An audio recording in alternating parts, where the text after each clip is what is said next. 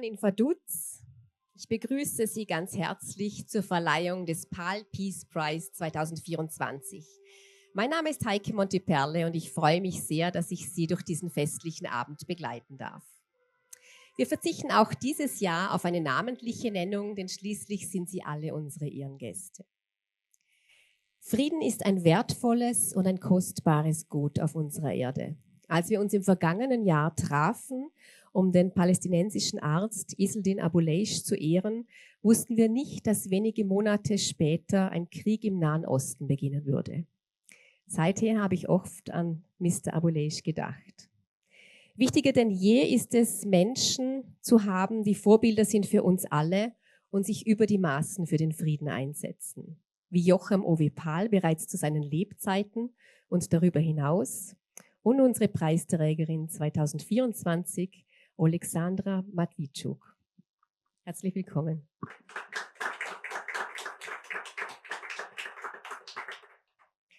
Mrs. Matviichuk, welcome to Vaduz. It is a great honor that you are personally here in Liechtenstein. We are very excited about your engagement and your work, which we will hear about more about today. Welcome to Mr. Solontai Jr. and Mr. Solontai Sr. We are very glad that you are here today. First, it's my pleasure to introduce you to our pianist Cosmin Bourou. Auch dieses Jahr dürfen wir uns über seine hochkarätige musikalische Begleitung am Flügel freuen. Cosmin Bourou eröffnet den Abend mit Franz Schubert, Impromptu Nummer 3 in As-Dur.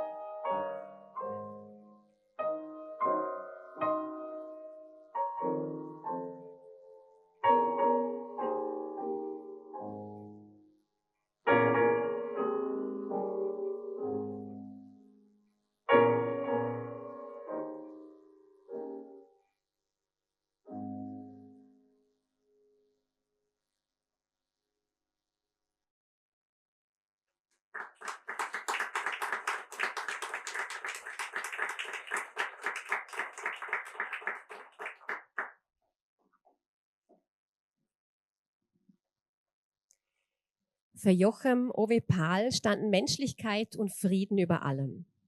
Durch seinen unternehmerischen Erfolg hatte er die Möglichkeit, sich auch über seinen Tod hinaus für den Frieden einzusetzen mit dem Pahl Peace Prize.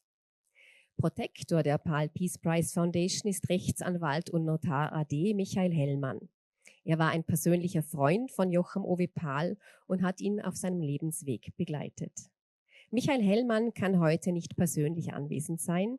Wir freuen uns aber, dass sein Sohn Dr. Jan Frederik Hellmann die Begrüßungsworte spricht und uns Jochem Ove Pahl sein Leben und seine Persönlichkeit näher bringt. Herzlich willkommen.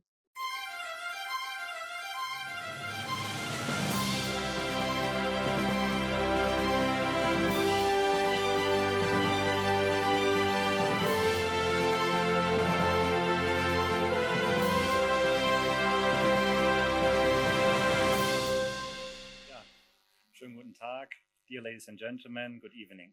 Welcome to the 4th Pahl Peace Prize Foundation Award 2024 in Vaduz, Liechtenstein. And a special welcome to our award winner, Oleksandra Matviichuk and her family. Welcome from the Pahl Peace Prize Foundation. My name is Jan Hellmann. I'm a member of the board of the foundation. Unfortunately, my father, the protector, cannot be here with us today. He sends his greetings and regards to all of you. Like every year, this event will touch on some really important and very serious subjects. We'll hear about accountability and how war and war crimes are not abstract, but rather a multitude of separate acts that are carried out by individual people. Evil is not abstract, but goodness is not abstract either. To act as a positive force against evil is a personal choice and a specific act that can and should be attributed to the courageous individuals that work for peace. Which brings me to Mr. Jochem Pahl. It is solely because of him that we are able to meet here today. Mr. Pahl's belief in the power of the individual to make a positive change is shown by the fact that he decided that this award should be given to a single person and not an organization. I got to know Mr. Pahl personally and through the stories that my father told me about their time together. I actually went to several soccer games with Mr. Pahl in Bielefeld and Munich and Bayer Leverkusen.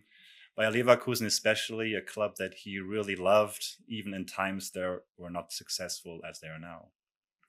He struck me as a very friendly and kind person with a good sense of humor. And he showed great interest in my life, even though, despite my young age. Jochem Pahl himself led a really interesting life. He was born in 1947. He fled to West Germany from the GDR with his parents when he was just 12 years old and lived in various reception camps. Jochem started attending school in Cologne and graduated with Abitur. Only at a very young age, his father passed away at 56. Due to these circumstances, Jochem had to assume responsibility at a very young age. While still attending school, he worked part-time jobs to financially support his mother, Elfriede, and the family. When Jochem began studying law, he worked as a city guide to finance his studies. He then organized travel tours and created his own business. The business gained momentum quickly and offered group travel tours to classic music festivals for Americans. His longtime office manager is with us today, Hannelore Wirth. Jochem found the love of his life relatively late, at the age of 61, and wed his wife, Dr. Nino Pahl-Njoradze, who is also with us today. Unfortunately, he would not be able to celebrate their 10th anniversary. On July 31st, 2018, Jochem Pahl passed away from the consequences of a stroke. With his last will, he formed the Pahl Peace Prize Foundation. During his world travels, he had seen much misfortune, which inspired him to help bring about a better world. He devoted his whole estate to the foundation and arranged for the Pahl Peace Prize to honor and support individuals who have contributed to world peace in an extraordinary way. His legacy is what we have gathered here to acknowledge and pay witness to today. Despite the seriousness of this event and the subject matters that we deal with today, I wish you all an enjoyable award ceremony.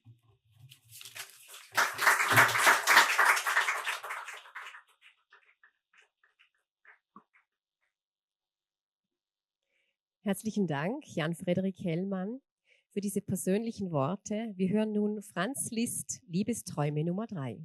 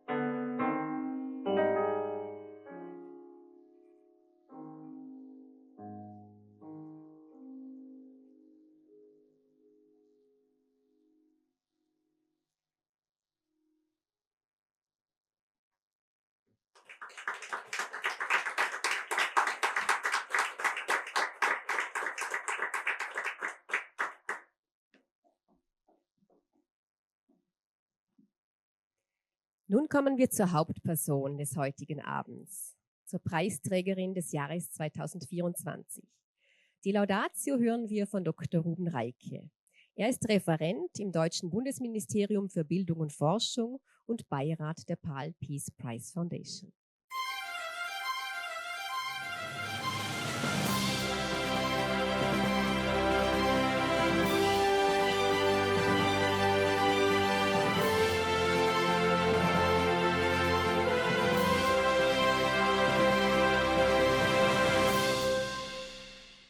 Ladies and gentlemen, dear Mr. Solontai, dear Oleksandra, esteemed Ms. Matviichuk, dear Oleksandra.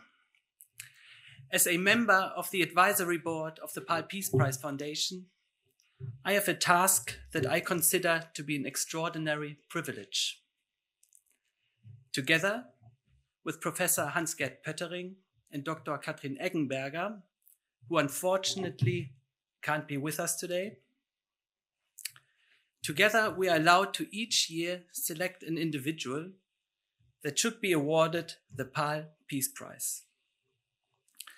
In our selection process, we are looking for individuals that are champions of world peace.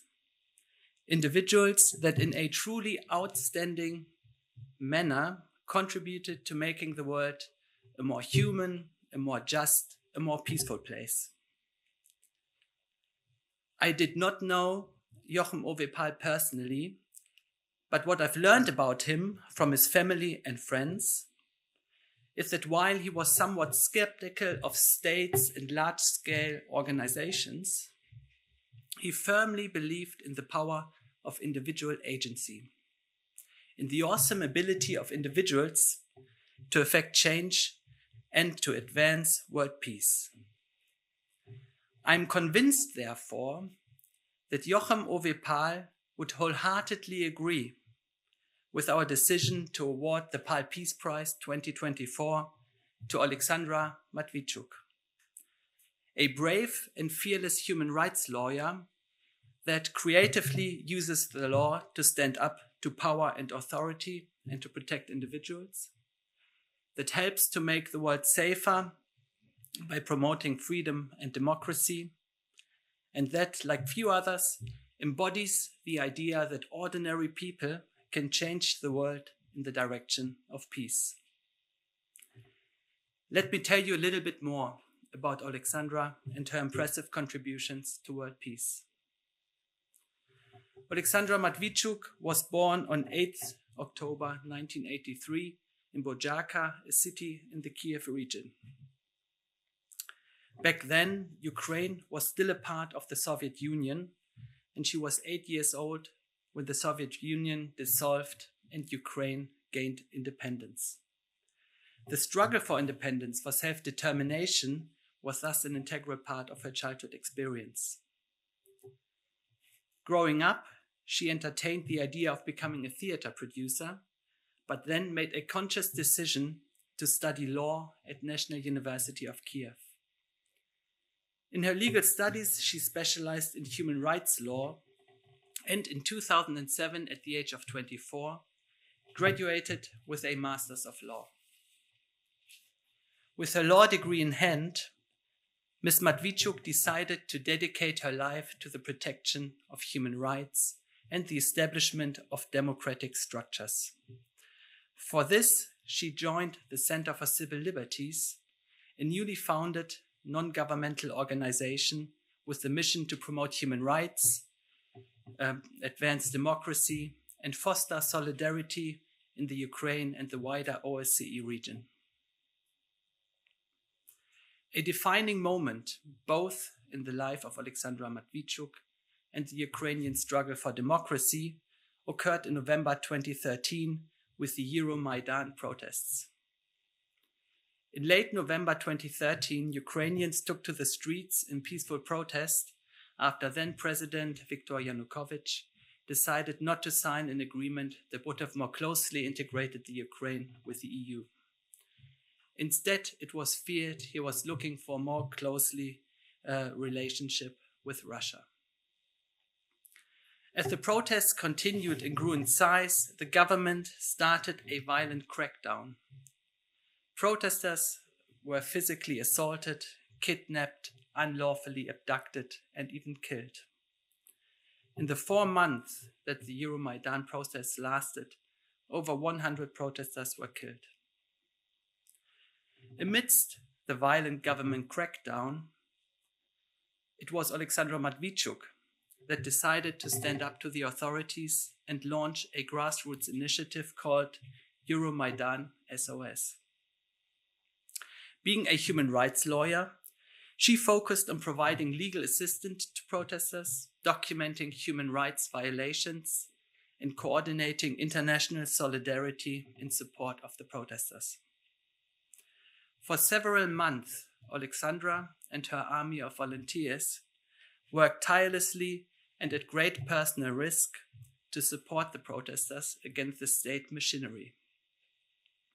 As the key organizer of Euromaidan SOS, Ms. Matviichuk had to fear for her life, but this did not stop her.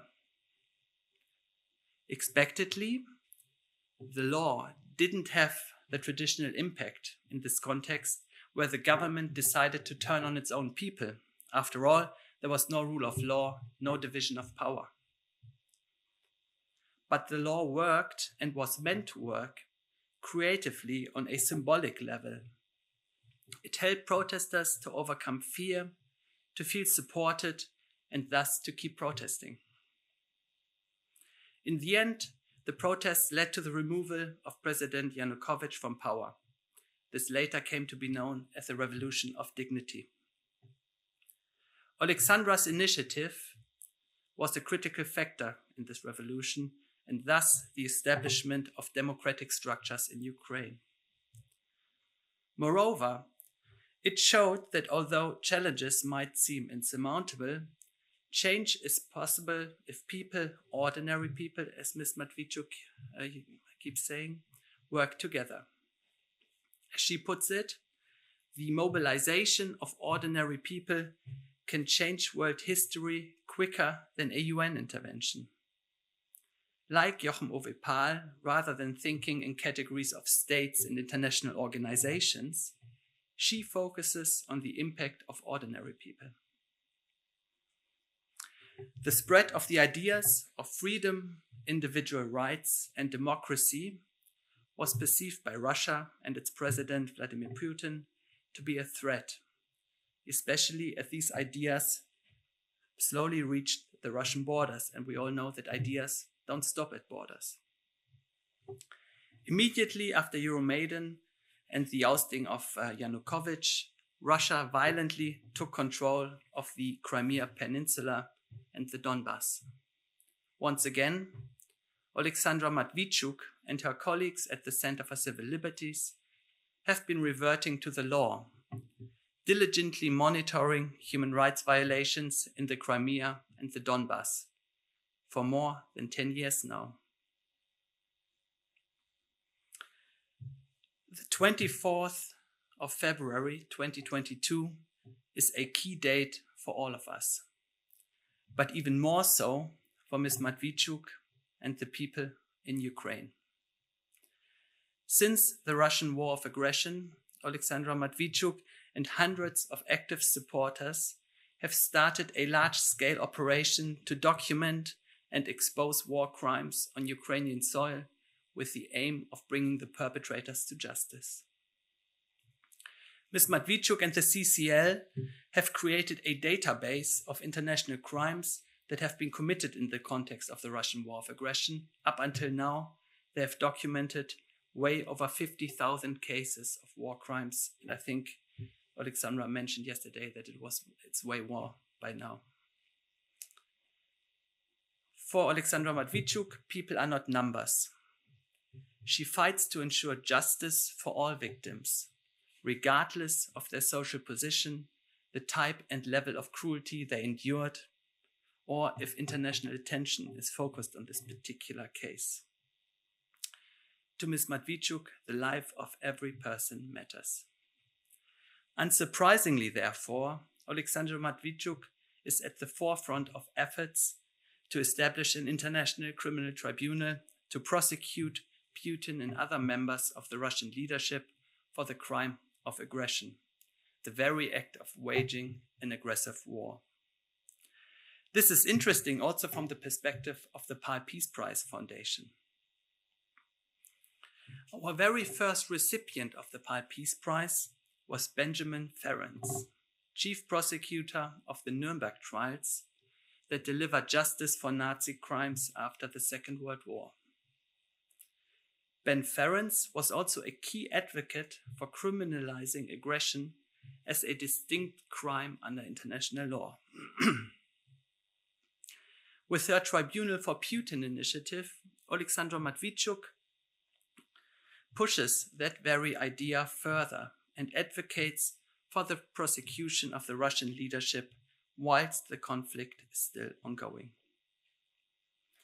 Once and again, Oleksandra Matviichuk has shown us how to fight brutal oppression and shocking atrocities with the weapon of the law as a non-violent means to resolve conflict. She's a leading, if not the leading, civil society actor in Ukraine and critical to its democratization process. Her important and inspiring work has been celebrated internationally, most notably with the Nobel Peace Prize in 2022, which she accepted on behalf of the Center of Civil Liberties. Today, with the Pahl Peace Prize, we would like to honor Oleksandra Matviichuk as a person, as an individual, for her impressive and courageous contributions to democratization, justice, and peace in the Ukraine and beyond. With the Pahl Peace Prize, Joachim Ove Pahl wanted to set an example for humanity, for compassion, and for peace in our world. He wanted to honor and support individuals who dedicated their life to the preservation of peace. Oleksandra Matviichuk reminds us that each individual deserves justice. She returns names and stories to victims, she humanizes them, and she restores their dignity. Oleksandra Matviichuk fights to hold perpetrators of atrocities accountable, non-violently, only equipped with the weapon of the law. Oleksandra Matviichuk reminds us that each and every one of us can make a difference. It is this emphasis on the power of civil society and the agency of every single one of us that is truly inspiring. You've once said, Oleksandra, that common people have a much greater impact than they can imagine.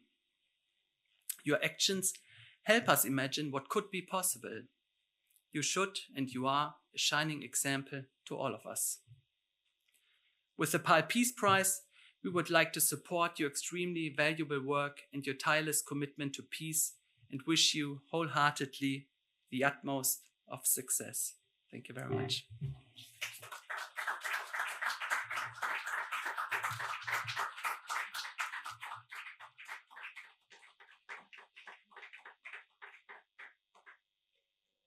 Ruben Reike, thank you for the overview of Ms. Matviichuk's work, life, and commitment to peace.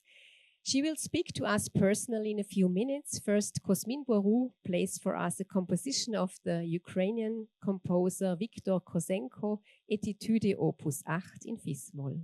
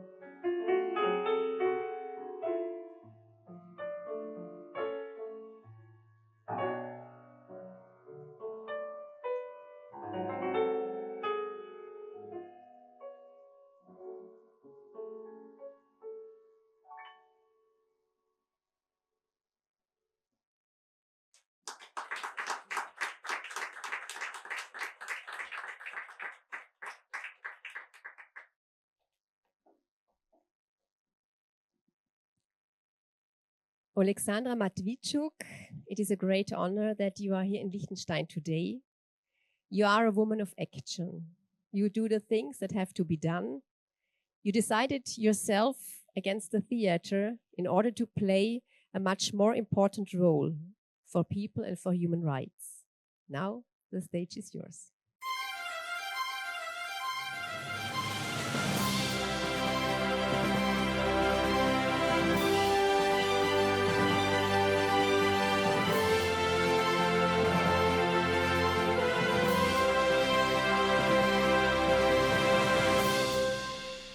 I'm deeply honored and touched to be here and to have this unique opportunity to address to this distinguished audience. I'm a human rights lawyer, and I have been applying the law to defend people and human dignity for many years. But now I'm in a situation when the law doesn't work. Russian troops deliberately shelling residential buildings, schools, churches, museums, and hospitals. They are attacking evacuation corridors. They're torturing people in filtration camps. They forcibly taking Ukrainian children to Russia. They ban Ukrainian language and culture.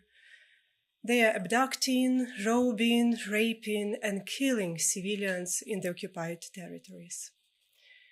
And the entire UN system of peace and security can't stop this.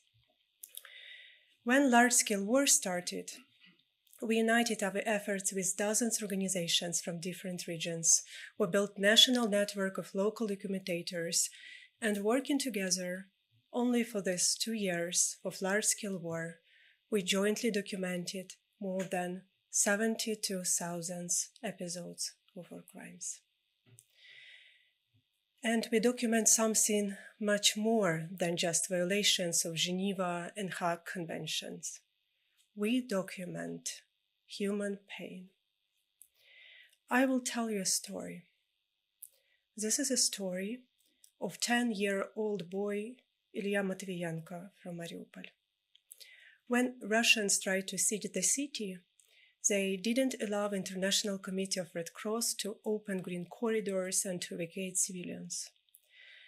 Hence, Ilya and his mother, like other people in Mariupol, had to hide in the basements of their residential buildings from the Russian shelling.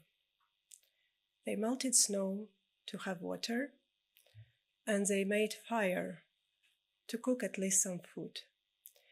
But when supplies ran out, they were forced to go out, and suddenly they appeared in the center of Russian shelling. Ilya's mother was hit in her head, and the boy's legs were torn. With the last strength, his mother took her son to the friend apartment. It was no medical assistance. Prior to this, Russians deliberately destroyed hospitals and the entire medical infrastructure in the city. So in this friend apartment, they were laying on a couch and just hugging each other. They were laying like this for several hours. And this 10-year-old boy, Ilya, told to my colleague that his mother died and got frozen right in his arms. I have a question. How we people who live in 21st century will defend human beings, their lives, their freedom, and their human dignity? Can we rely on the law, or does just brutal force matter? The answer to this question is important not just for people in Ukraine, Syria, Iran, Sudan, or Nicaragua. The answer to this question will define our common future. We are dealing with the formation of entire authoritarian bloc. I live in Kiev, And my native city is constantly being shelled not just by Russian rockets, but also Iranian drones. China helped Russia to circumvent sanctions and import technologies critical to warfare. North Korea provided to Russia more than 1 million artillery shells. Syria votes for Russia in UN General Assembly. All these regimes, which captured power in this country, have the same idea: what a human being is. They see a human being like an object of control. They denied people of human rights and freedom. Democracies instead are aimed to defend human rights and freedoms of people. There is no way to negotiate it, because only existence of free world will always provide a threat to dictators to lose their power. And that is why, if we not be able to stop Putin in Ukraine, he will go further. Russia is empire, and empire has a center, but has no borders. Empire always wants to expand. Unpunished evil crows. Russian troops commit horrible crimes in Chechnya, in Moldova, in Georgia, in Mali, in Libya, in Syria, in other countries of the world. They have never been punished. They believe they can do whatever they want. I personally interviewed hundreds of people who survived Russian captivity. They told me how they were beaten, raped, smashed into wooden boxes. Their fingers were cut, their nails were torn away, their nails were drilled. They were electrically shocked through their genitalia. They were compelled to write with their own blood. One woman told me how her eye was dug out with a spoon. There is no legitimate reason in doing such things. There is also no military necessity in it. Russians did these horrible things only because they could. This war turned people into the numbers, because the scale of our crimes grows so large that it becomes impossible to recognize all the stories, and that is why it's so important to tell them. This is a story of 62-year-old Oleksandr Shelipov. He was killed by Russian military near his house. He was unarmed, like simple civilian. This tragedy received a huge media coverage only because it was the first court trial after the large-scale war started. I heard his wife.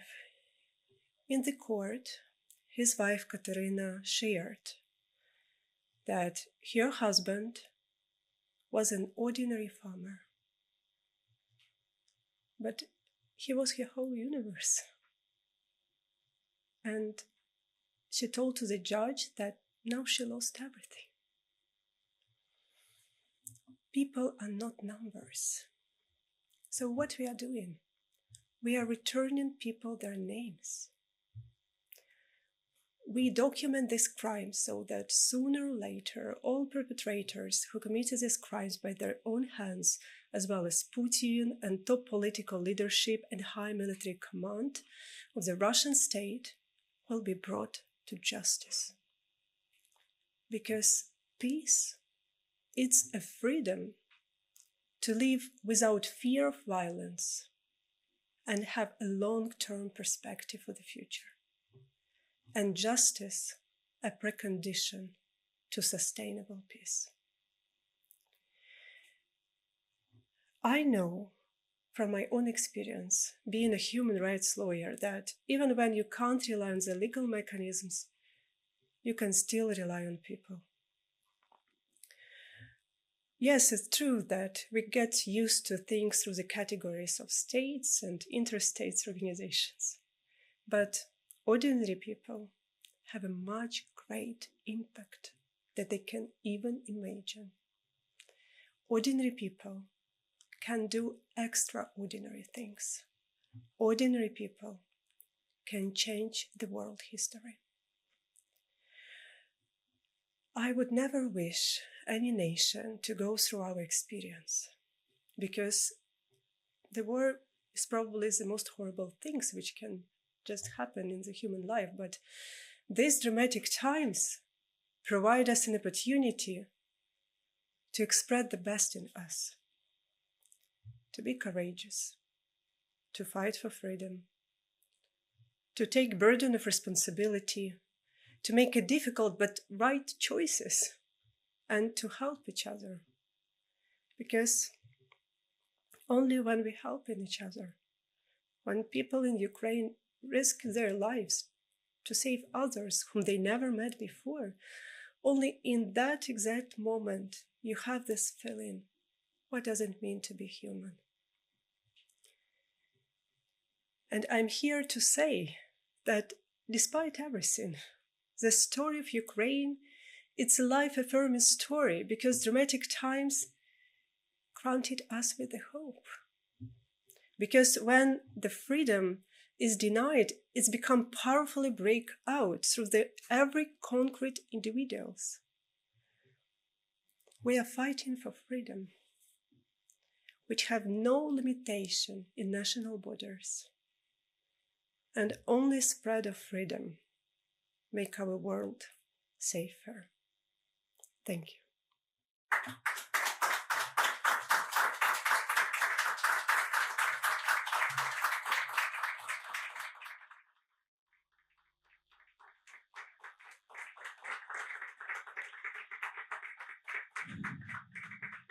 Thank you, Mrs. Matviichuk, for your touching words and respect for your commitment and your courage. Would you have the time for some questions, maybe? So a high-level Ukraine Peace Conference will take place in Switzerland this weekend. What message would you like to convey to the participants? People in Ukraine want peace much more than anyone else. But peace doesn't come when country which was invaded stop fighting. That's not peace. That's occupation. And occupation is horrible. It's just another form of the war. I know what I'm talking about because I have been documenting war crimes for 10 years. I know that people in occupation live in gray zone. They have no tools how to defend their rights, their freedom, their property, their lives, and their beloved ones. Because occupation is not just changing one state flag to another. Occupation means torture, rape, enforced disappearances, denial of your identity, forcible adoption of your own children, filtration camps, and mass graves. This is Russian occupation. And my main message is that in this war, which Russia launched against Ukraine, we are fighting not just for territories. First and foremost, we are fighting for people who live there. Thank you. What can we, ordinary people, do to help you to change history? You can do a lot.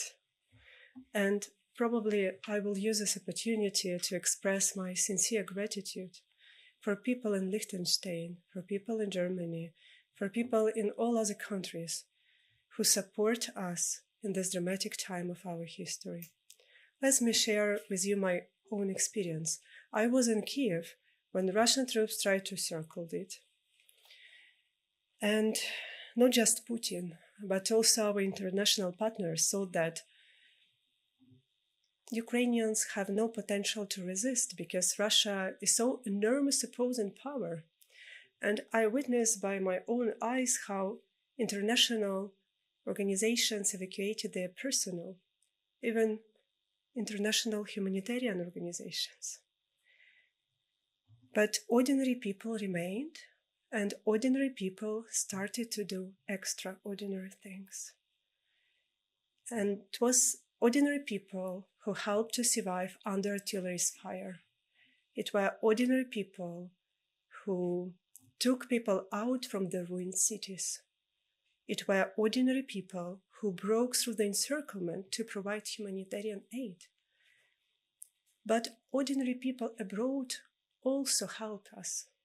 It were ordinary people who organized demonstrations. It were ordinary people who welcomed Ukrainian refugees. It were ordinary people who started to urge their government to provide Ukraine with weapons to be able to defend their country, their people, and their human dignity. We survived because of you. I'm very grateful.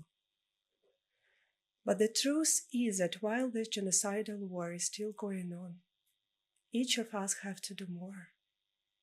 And you can do it. I can't tell you what you have to do concrete, you know better. But the truth is that we need your efforts.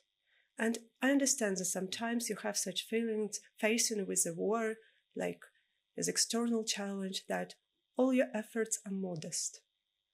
That's not true. All your efforts are highly needed. Thank you for being here. Thank you for the words. I think everybody takes something with him and tell the world what is happening in your country. Thank you. Thank you very much.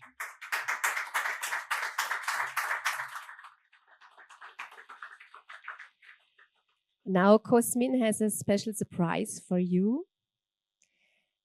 He plays for us Melodia from Miroslav Skorik. It's from the film The High Pass from 1981, and it is a symbol for the Ukraine spirit.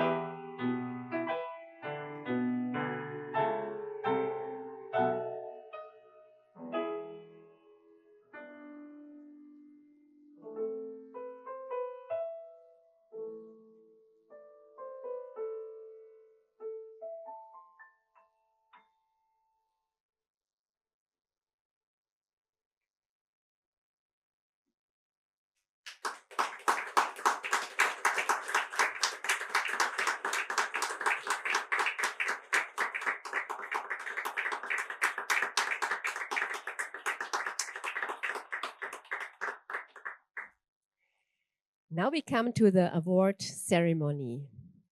Dr. Markus Hasler will present you with the Pahl Peace Prize and the medal.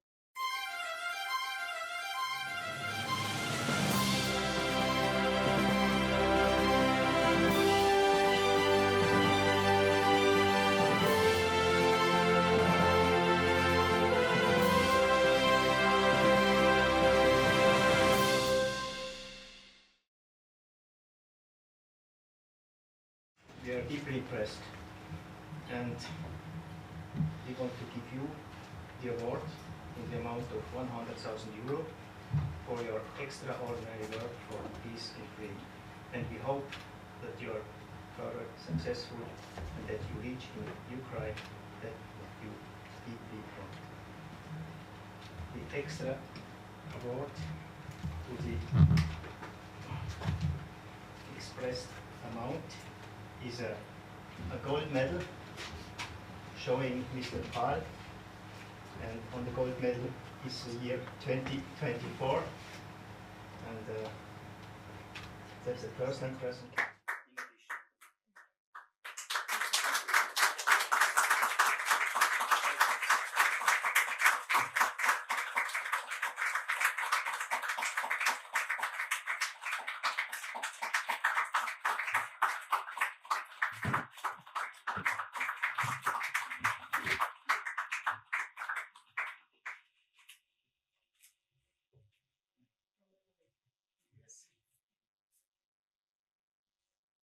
Congratulations, Oleksandra Matviichuk. Let's celebrate this special moment with Frédéric Chopin, Fantasie impromptue in Cis-Moll, Opus 66. Congratulations.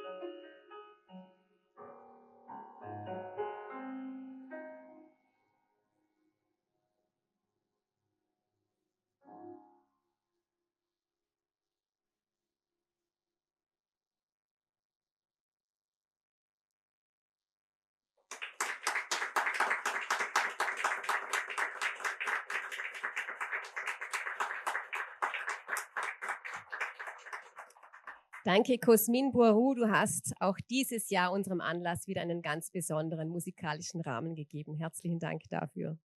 Damit sind wir am Ende der Pahl Peace Preisverleihung. Die Idee von Joachim Ove Pahl wird 2024 ganz besonders viel Gutes bewirken. Wir durften heute eine unerschrockene Frau und eine würdige Preisträgerin kennenlernen. Und für das Schlusswort bitte ich Jan-Frederik Hellmann noch einmal auf die Bühne.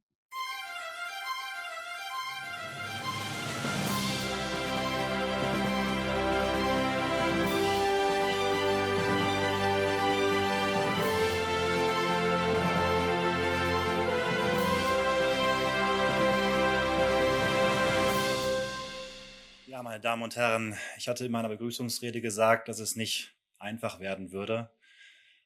Ich glaube, das hat sich bewahrheitet, aber es war keine Feel-Good-Veranstaltung, aber es war eine ganz wichtige Veranstaltung. Frau Matviichuk hat wirklich diesem Konflikt ein Gesicht gegeben. Durch ihre blauen Augen konnte man den Schmerz dieses Landes miterfahren und es war unglaublich eindrücklich für mich und ich glaube für alle hier. Ich wollte mich sehr herzlich bedanken an alle, die mitgewirkt haben, dieses Event zur Realisierung zu bringen.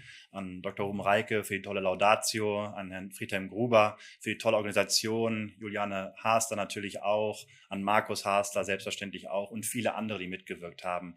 Wirklich herzlichen Dank und ganz besonders herzliches Dank an Liechtenstein, wieder mal als tolles Gastgeberland für dieses Event.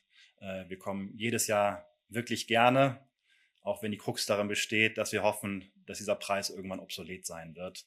Aber daran müssen wir noch ein bisschen arbeiten. Und vielleicht gibt dieser Anlass heute für uns, einen kleinen Tritt, dass wir daran alle mitwirken können. Ich bedanke mich sehr herzlich.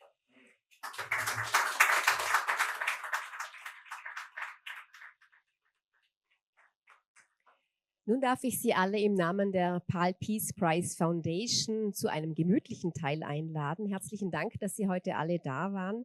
Gemeinsam wollen wir nun auf den Stifter und auf die Preisträgerin anstoßen. Einen kleinen Programmhinweis habe ich noch für Sie. Wenn Sie die Geschichte des letztjährigen Preisträgers im Theater ansehen möchten, haben Sie im vorarlbergerischen Sulz derzeit die Gelegenheit dazu.